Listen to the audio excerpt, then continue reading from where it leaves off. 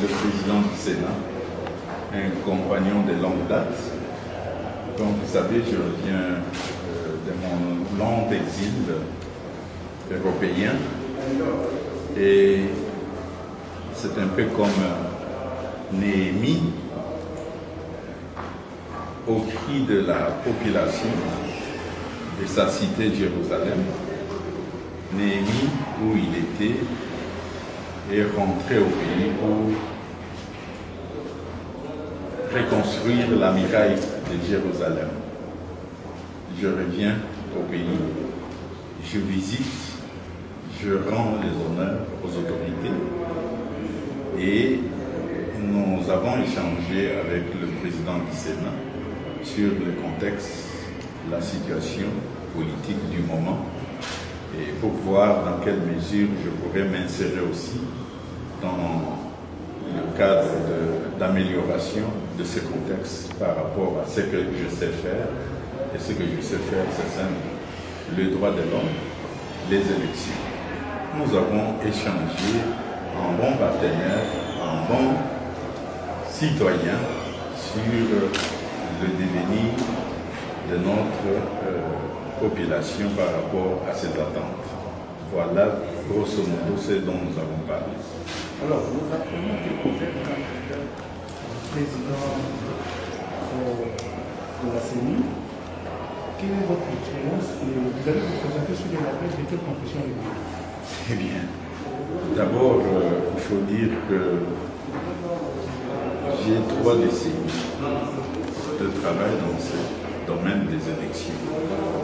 J'appartiens à cette classe sociale, je veux dire, qui a, si vous voulez, traqué la question des élections depuis la conférence nationale souveraine dans ce bâtiment, et en passant même au dialogue intercongolais. Je suis président du conseil d'administration de la Ligue zaïroise des électeurs, aujourd'hui dénommée Ligue des électeurs.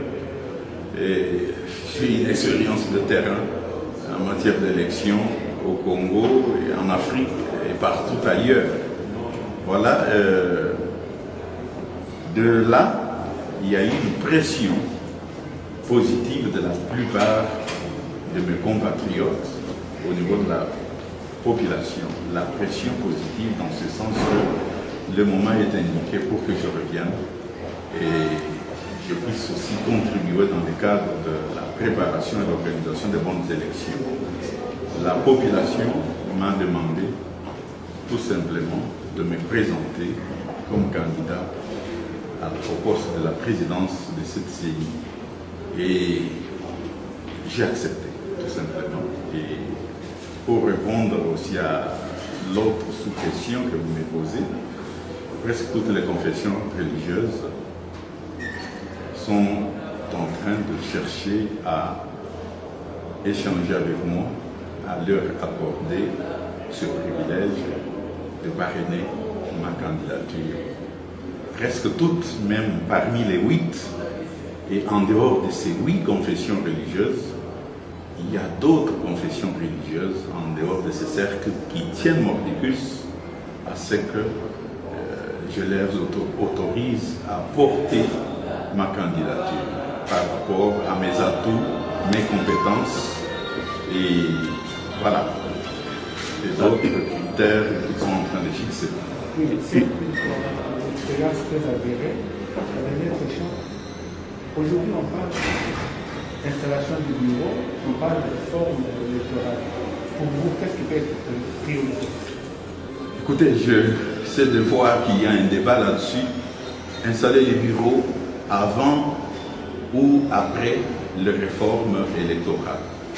Moi, je pense que pour ne pas perdre le temps, on devrait procéder peut-être à une sorte de réforme partielle en installant le bureau avec des animateurs qui répondent aux critériums dont certains éléments ont été évoqués par les confessions religieuses au sortir de leur audience avec le président de l'Assemblée nationale. Quitte à ces bureaux, s'il est bien constitué, avec des hommes qui remplissent ces critériums, ce bureau va, si vous voulez, traquer le reste de paquets très importants, avec 2 points importants de ces réformes électorales. Sinon, si on risque de s'enliser dans un débat qui va nous prendre beaucoup de temps et aller même au-delà du délai constitutionnel par rapport à l'échéance électorale de 2023. Donc voilà, c'est mon point de vue et en tant que quelqu'un qui connaît et qui a de l'expertise dans le domaine et qui connaît bien les Congolais. Lorsqu'on se met à débattre, ça vous prend du temps et là, ça peut nous amener à des problèmes beaucoup plus compliqués. Voilà, mais c'est un débat et nous sommes prêts.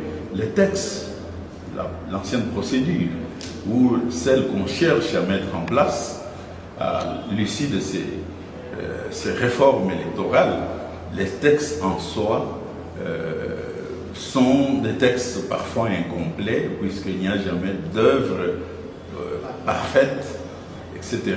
Ce texte-là, si l'ancien texte, l'ancienne procédure, l'ancienne loi, si on l'avait appliqué comme il se devait, en envoyant des représentants des partis concernés, en mandatant des responsables qui ont le sens du bien pour le peuple congolais, je pense qu'on aurait eu très peu de problèmes. Donc il y a un problème d'homme, Voilà pourquoi nous disons aujourd'hui qu'il faut plus regarder du côté de l'homme qui devrait animer la prochaine, cette institution d'appui à la démocratie, la CENI, s'il vous plaît.